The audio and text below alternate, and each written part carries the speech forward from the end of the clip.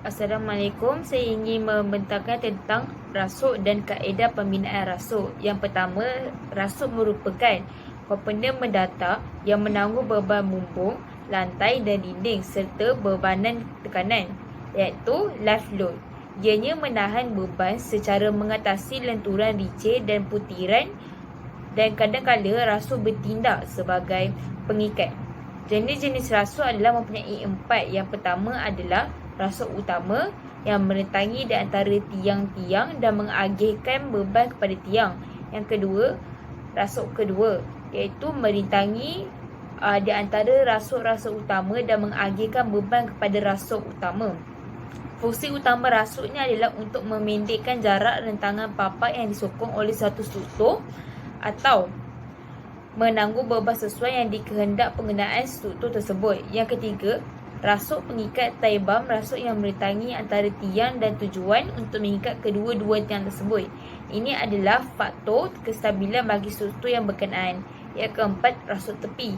Rasuk tepi adalah berfungsi sebagai rasuk pengikat yang merentangi di antara tiang-tiang di sebelah luar. Bagi kaedah pembinaan rasuk iaitu rasuk konkrit bertulang ada 3: sebelum, semasa dan selepas. Untuk sebelum pembinaan adalah yang pertama, semua bahan perlu disimpan di tempat yang terlindung sebelum digunakan. Yang kedua, papan lapis disapu cat minyak bagi mengelakkan konkrit melekat.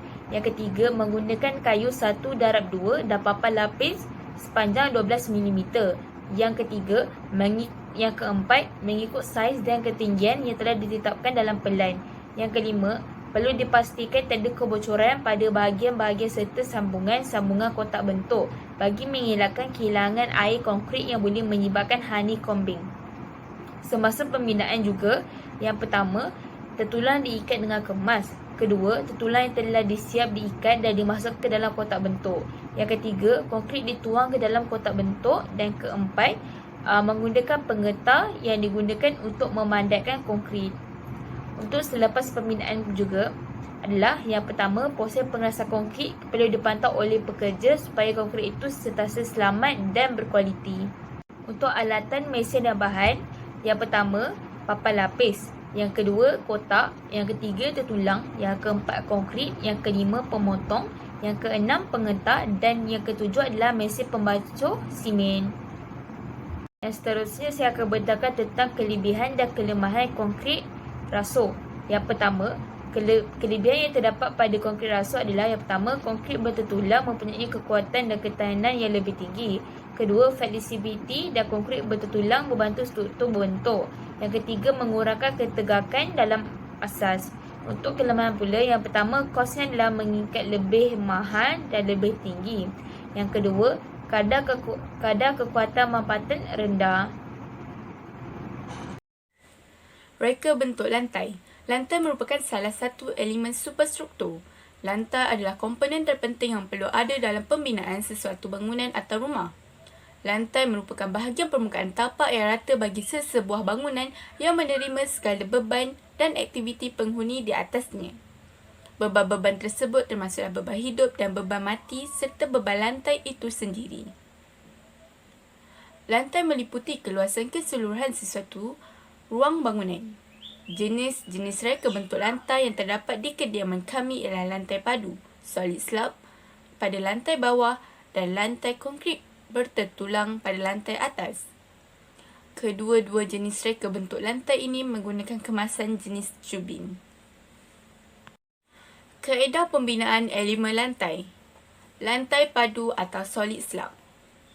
Pertama, rasuk tanah perlulah dibina terlebih dahulu dan digunakan sebagai acuan. Kedua, tanah yang mengandungi organik atau topsoil dibuang dan diganti dengan tanah sehingga paras yang dikehendaki. Ketiga, permukaan tanah dipadatkan untuk memastikan tiada penurunan lantai akan berlaku dan untuk menyediakan permukaan rata bagi pembinaan lapisan yang seterusnya. Keempat, di permukaan rasuk, aras bagi setiap lapisan lantai ditandakan. Langkah ini perlu dilakukan untuk memastikan ketebalan lantai yang dibina mengikut lukisan yang telah diluluskan. Kelima, lapisan asas berketebalan 100 mm sehingga 150 mm dibina di atas lapisan tanah. Bahan-bahan yang digunakan pada lapisan ini ialah pecahan batu bata. Saluran pembentung juga disiapkan ketika ini. Keenam, lapisan kedap terdiri daripada lapisan pasir dibina. Lapisan ini adalah setebal 25mm hingga 50mm. Seterusnya, lapisan kalis lembap waterproofing yang terdiri daripada politin dibina. Lapisan ini bertujuan untuk menghalang lembapan daripada tanah naik ke atas permukaan lantai. Di atas lapisan kalis lembap, lapisan papak konkrit bertertulang diletakkan. Lapisan ini berketebalan 150mm menggunakan grade konkrit 25 Newton per millimeter square. Besi bertertulang diletakkan 25mm dari lapisan kalis lembap. 9. Lapisan lepas lantai mempunyai ketebalan 25mm. Lapisan ini dibina untuk memudahkan kerja pemasangan kemasan. Terakhir, kemasan jenis cubin dipasang. Lantai konkrit bertertulang. Pertama, kotak bentuk formwork dibina. Perancah diletakkan sebagai penyokong. Kedua, besi tertulang reinforcement bar disusun dan diikat. Ketiga, konkrit dituang ke dalam kotak bentuk. Konkrit dipadatkan dan permukaannya diratakan. Konkrit dibiarkan mengeras melalui kaedah pengawitan. Kelima, apabila konkrit keras, kotak bentuk ditanggalkan. Terakhir, kemasan jenis cubin dipasang. Bahan, alatan dan mesin. Bahan, pertama, semi mortar. Kedua, pasir. Ketiga, batu baur. Keempat, air. Kelima, pecahan batu bata. Keenam, besi tertulang. Ketujuh, politin. Ke-8, dawai pengikat. Dan ke-9, ganisek. Dan yang ke-10, papan. Alatan dan mesin yang digunakan dalam kerja pembinaan ialah: pertama, penggolek. Kedua, konkrit mixer. Ketiga, benang. Keempat, paku. Kelima, tukul. Keenam, pita pengukur. Ketujuh, penimbang air atau label.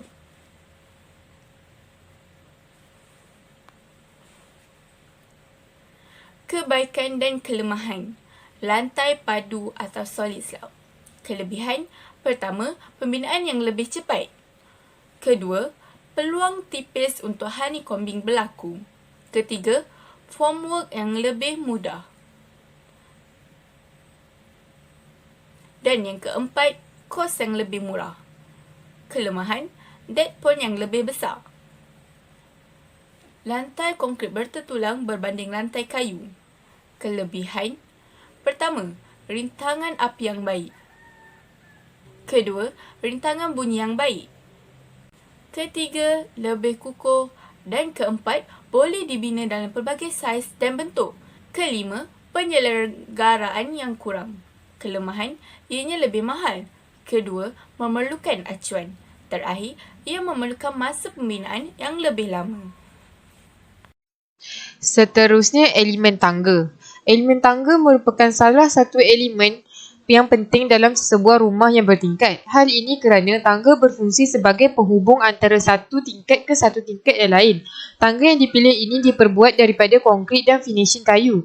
Jenis reka bentuk tangga ini adalah tangga suku pusingan L-shape, iaitu mempunyai dua arah larian yang bersudut tepat 90 darjah dan di antara dua arah terdapat satu landing. Anak tangganya terdiri daripada jejak, tread dan penaik riser. Terdapat juga susur tangga handrail yang berfungsi sebagai keselamatan untuk pengguna. Kaedah pembinaan elemen tangga. Langkah yang pertama, membuat kotak bentuk acuan iaitu dipasang mengikut kedudukan dalam pelan yang telah ditetapkan. Ia dipasang mengikut susunan anak tangga. Kotak acuan atau formwork adalah pembinaan panel, tegangan dan perhentian yang berfungsi untuk memberikan produk konkrit dan konkrit bertulang. Selain itu, ia juga disebut struktur yang merupakan bentuk untuk meletakkan mortar yang terbuat daripada papan lapis dan kayu untuk mengisi isi padu dan mengeraskan konkrit. Tangga akan diperolehi. Ia juga digunakan untuk mengekalkan bentuk konkrit. Langkah kedua, memasang tertulang adalah sangat penting untuk mencapai kekuatan struktur maksimum kerana pengagihan seragam konkrit. Selain itu, untuk pemasangan tangga konkrit, bertulang ini, kita perlu memasang mesh pengukuhan. Langkah ketiga, apabila menyediakan formwork dan tertulang telah dipasang dengan baik, campuran konkrit akan dituang untuk membentuk tangga yang sempurna. Konkrit akan diratakan dengan menggunakan kayu perata dan perata logam untuk melicinkan permukaan konkrit. Setelah itu, permukaan konkrit tersebut akan disukat dengan menggunakan penimbang air level untuk memastikan aras tangga sekata. Konkrit akan dibiarkan mengeras dan setelah itu, kotak bentuk akan dibuka. Langkah keempat ialah kemasan. Kemasan untuk tangga diperlukan untuk mencantikkan tangga. Tangga yang dipilih ini menggunakan finishing jenis kayu. Alatan mesin atau bahan. Bahan yang digunakan ialah kayu atau papan lapis, simen mortar, pasir, batu baur, besi tertulang, BRC, lapisan kalis lembap dan dawai pengikat. Alatan dan mesin yang digunakan ialah pita pengukur, penimbang air, tukul, benang, pemotong besi, pengikat tertulang, gergaji, kertas pasir, mesin penggentar. Kebaikan dan keburukan tangga konkrit berbanding kayu. Okey, kebaikan dia adalah kukuh dan tahan lama, kemas dan mudah untuk dibentuk, tidak memerlukan penyelenggaraan untuk memastikan kualiti tangga terjamin, tidak memerlukan pekerja mahir untuk menghasilkan tangga tersebut. Keburukan dia adalah berat tangga konkrit boleh menyebabkan masalah statik. Yang kedua ialah menggunakan kos yang tinggi dalam penghasilannya.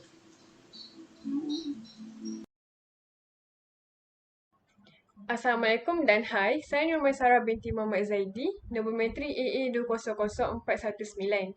Saya akan menerangkan bahagian tiang dan kemasannya. Tiang merupakan salah satu komponen kerangka struktur. Tiang dibina untuk menanggung beban daripada lantai dan rasuk.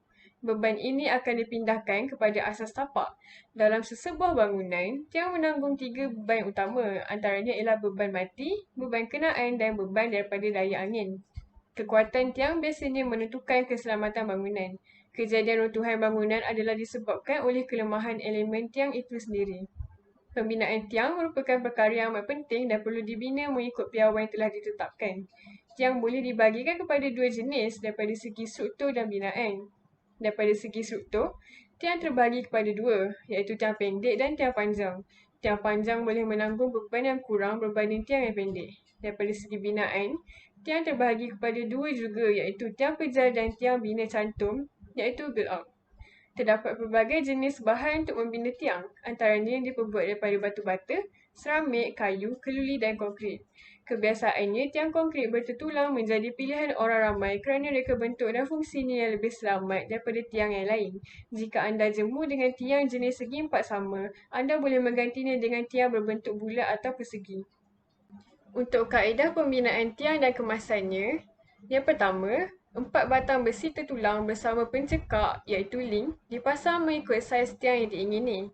Jarak antara pencekak adalah 200 mm. Dawai halus digunakan untuk mengikat besi tertulang dan pencekak. Yang kedua, besi tertulang dibawa ke tapak bina dan ditegakkan serta diikat bersama tertulang asas. Yang ketiga, kotak bentuk iaitu formwork dipasang dengan kemas dan kukuh bagi menampung konkrit basah. Pastikan ianya dipasang tegak 90 darjah menggunakan topang. Beberapa batang keluli lembut dicucuk pada kolom dan dibiarkan terjulur untuk kerja-kerja mengikat bata. Yang keempat, 1 nisbah 2, nisbah 4 ialah nisbah bancuhan bagi konkrit tiang. Apabila konkrit telah disiap bancuh dan diisikan ke dalam baldi, ia akan dituang ke dalam kotak bentuk di tapak. Kemudian, konkrit dituang dari atas kotak bentuk. Konkrit tiang akan dibiarkan mengeras dalam tempoh 2 hingga 3 hari bergantung pada keadaan cuaca. Akhir sekali, kotak bentuk dibuka dengan kemas selepas beberapa hari. Alatan, mesin dan bahan untuk membina tiang ialah pasir, batu, simen mortar, batu bata, kayu, dawai besi, paku, besi tertulang, mesin pembancur simen, tukul, baldi simen, alat melepa, alat pembengkok besi dan pemotong besi atau dawai besi. Kebaikan dan keburukan tiang konkrit bertertulang adalah kebaikannya merupakan lebih kuat, tidak mudah rosak dan tahan lama. Ia juga fleksibel.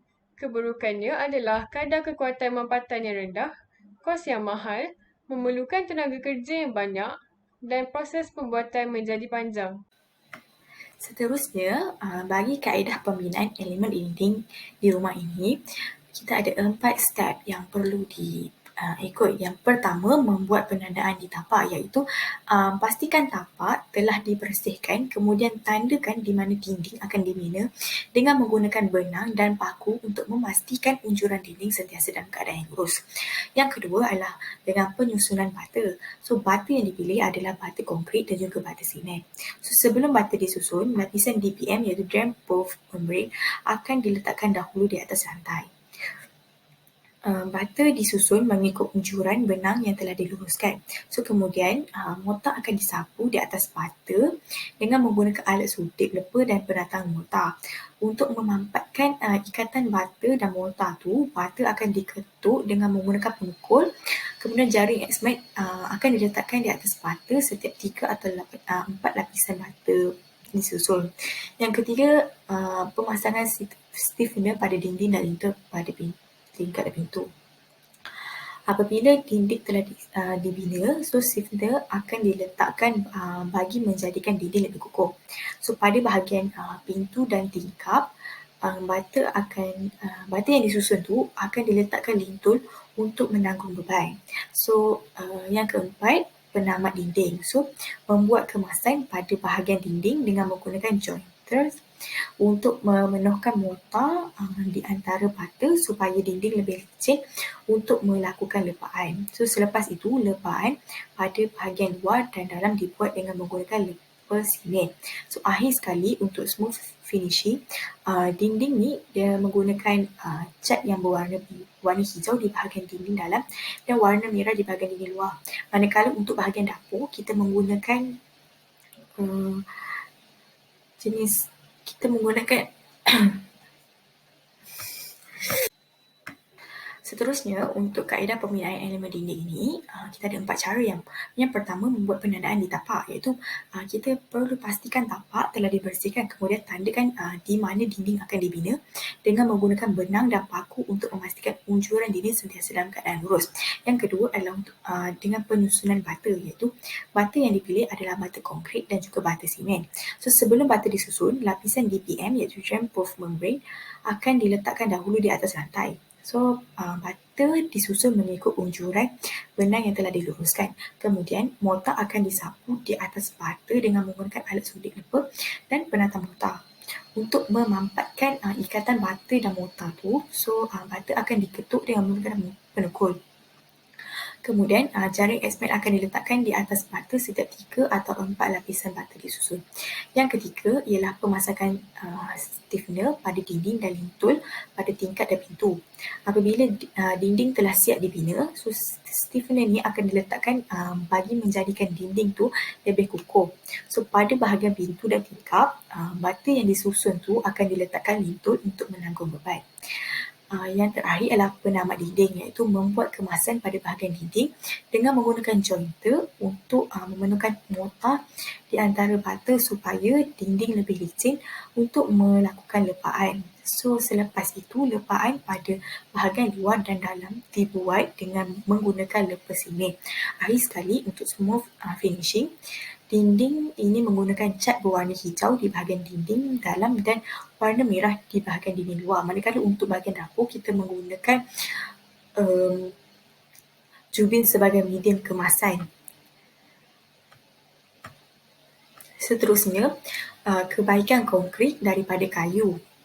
So, kebaikan dia adalah yang pertama, dia lebih kukuh dan tahan lebih lama. Lebih kemas berbanding kayu dan mudah diketuk. So, dan tidak mudah diketuk. So, dia tidak mudah merekah dan dia adalah penebat haba yang sangat baik.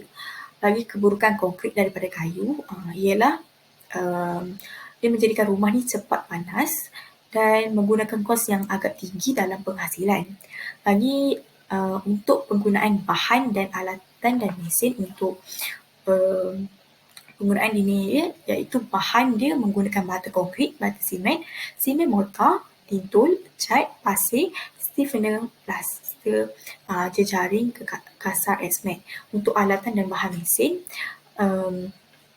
dia menggunakan baldi, mesin pembancuh, simen, sudik, penukul bata, penyeduk simen mortar, paku sebagai penanda dan benang, and then kita pengukur, kereta sorong, jointer dan juga pemaras. Sekian daripada saya, itu sahaja. Seterusnya saya akan bercakap tentang pintu dan tingkap. Pintu merupakan satu bahagian bangunan yang sangat penting. Pintu merupakan bukaan pada tembok bagi membolehkan laluan keluar dan masuk ke dalam sesebuah bangunan atau di antara bilik-bilik dalam bangunan itu. Pintu ada dua bahagian utama. Yang pertama kerangka pintu, yang kedua daun pintu. Tingkap ialah satu bukaan yang dibuat pada dinding yang berfungsi untuk membolehkan kemasukan cahaya semula jadi dan mengadakan peredaran udara semula jadi. Seterusnya saya akan bercakap tentang kaedah pembinaan elemen pintu. Yang pertama, harus membuat kerangka pintu. Kerangka pintu harus diletakkan pada tempat bukaan yang tertentu sebelum tembok batu siap dibina. Kedua, penampang loli perlu dipasang kepada permukaan belakang tiang jenang daripada setiap lapisan mata ketiga atau kelima supaya dapat menetap dan mengukuhkan kerangka itu. Yang ketiga, memasang panel yang bersegi atau berkumai ke dalam lumrah yang dibuat di sisi bingkai. Yang keempat, ataupun memasang panel ke dalam tingkap tertingkat yang dibuat di sisi bingkai dan mengukuhkan kedudukan dengan memaku kumai di muka sebelah. Alatan, mesin dan bahan. Yang pertama, kita perlukan kerangka pintu. Yang kedua, timbul pintu. Yang ketiga, pembaris pensel. Yang keempat, penukul. Yang kelima, kaca. Yang keenam, pahat. Ketujuh, engsel. Yang ke-8, sesiku L. Dan ke-9 adalah screwdriver. Kelebihan dan kelemahan semasa menggunakan pintu kayu adalah pertama, dia sangat mudah diketahui cacatnya kerana anda bisa melihat dengan kasar mata. Kedua, pintu rumah berbahan kayu berkualitas tinggi akan tahan benturan dan tekanan. Yang ketiga, anda boleh menggunakannya untuk pembuatan furniture lain bila sudah tidak digunakan. Yang keempat, boleh diterapkan pada model rumah dan gaya apapun. Yang kelima, memiliki tampilan natural atau klasik yang menyejukkan dan menenteramkan. Yang keenam, desainnya bisa disesuaikan dengan keinginan anda. Misalnya dapat membuat tampilan rumah anda menjadi lebih alami dan bila ditambah ukiran. Seterusnya adalah kelemahan. Pertama, kayu memiliki diameter yang terbatas sehingga sulit ditentukan menutup secara keseluruhannya. Untuk ukuran pintu terbuat daripada kayu. Kelemahan pintu kayu adalah yang pertama, kayu memiliki diameter yang terbatas sehingga sulit tidak digunakan menutup secara keseluruhan. Untuk ukuran pintu terbuat dari hana kayu yang lumayan besar pun sering ditemukan sambungan guna mendapatkan luas yang sesuai. Yang kedua, sifat kayu yang menjadi makanan utama serangga membuatkan dia mudah diserang serangga. Bahkan beberapa jenis kayu mudah dimakan oleh rayap. Namun ada beberapa jenis pintu rumah kayu yang tahan terhadap serangga, meski begitu harganya juga cukup mahal.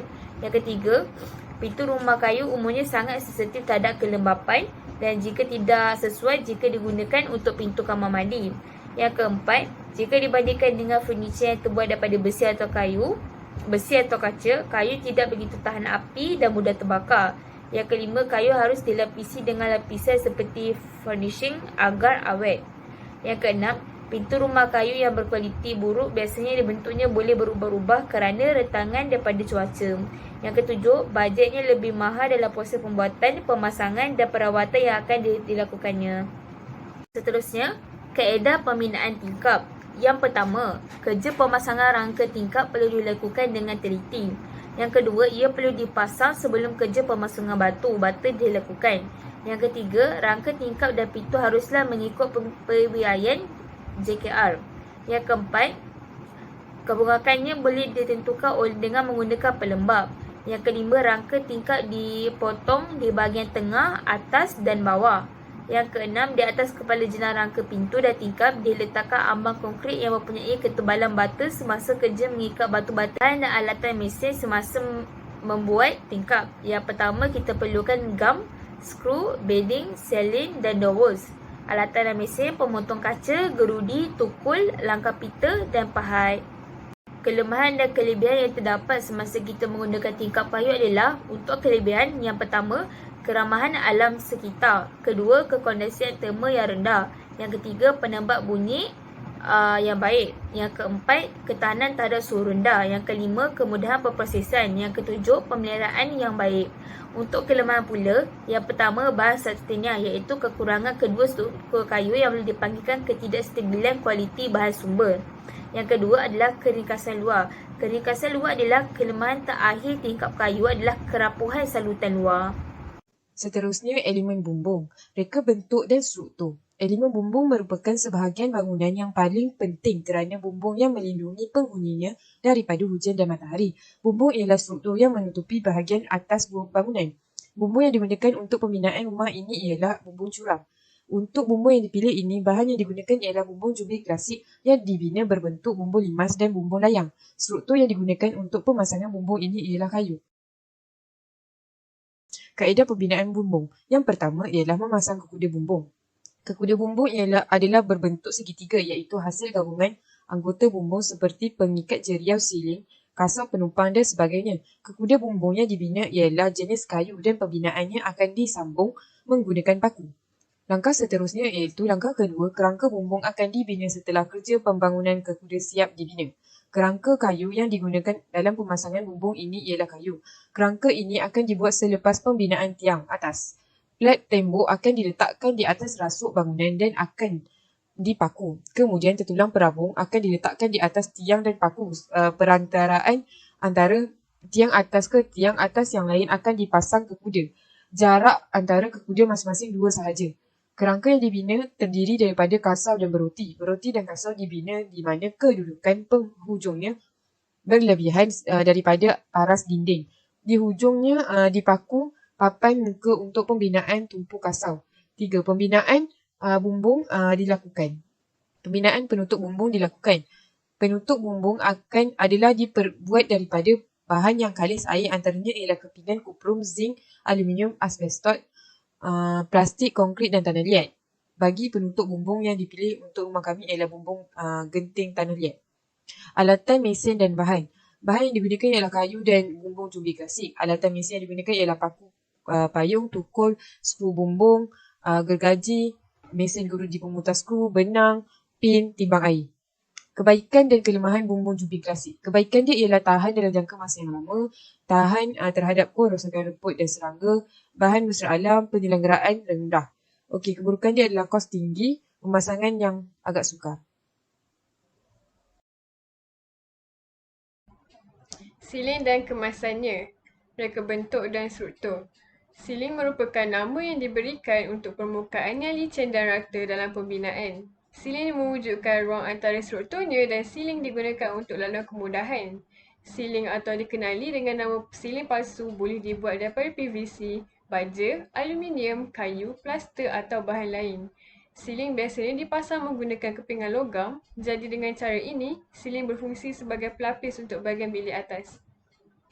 Elemen ini dapat membantu mengurangkan perubahan suhu dan meminimumkan bunyi yang menjadikan persekitaran lebih selesa. Setiap bangunan mempunyai siling dan jenis kemasannya sendiri. Kemasan siling yang digunakan juga mestilah sesuai untuk bangunan dan ruang yang digunakan.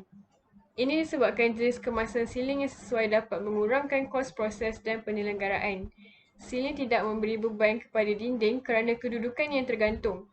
Bahan yang digunakan untuk membuat siling ialah fiberglass, papan gypsum, kepingan asbestos dan kepingan papan.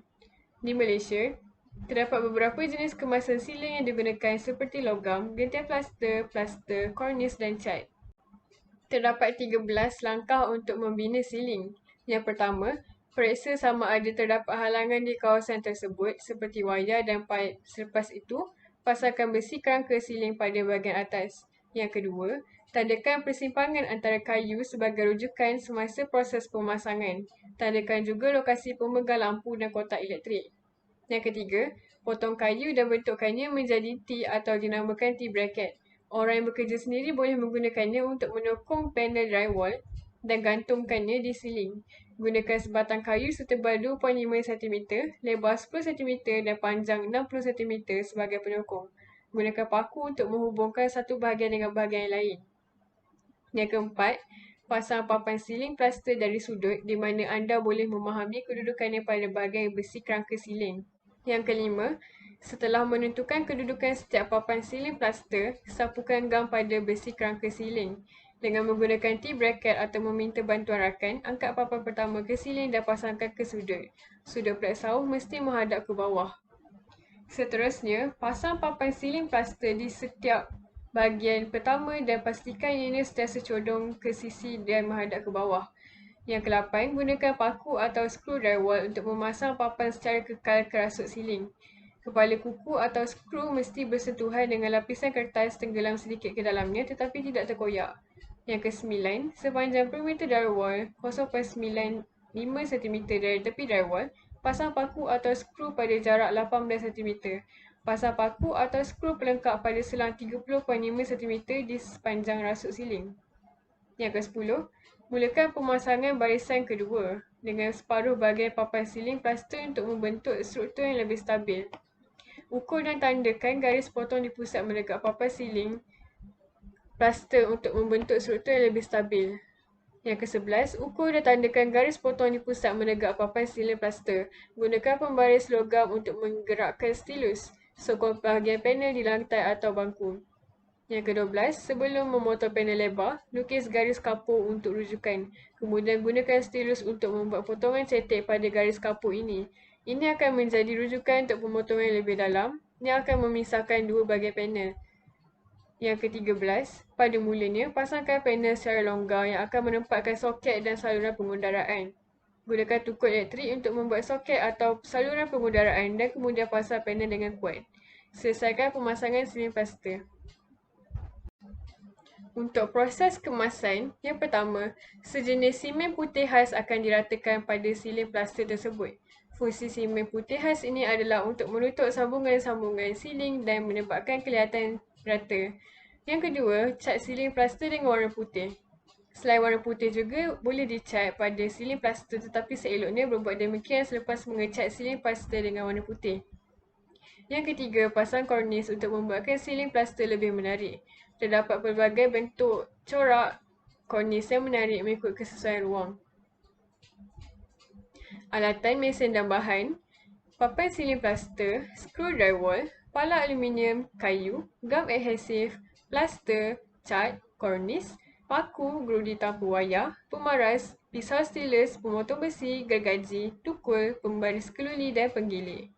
Kebaikan dan keburukan siling plaster: kebaikannya ialah mesra alam, kos rendah, penebat haba dan ia tidak mengakibatkan kanser. Keburukannya adalah sukar untuk kering dan ketinggian bilik menurun.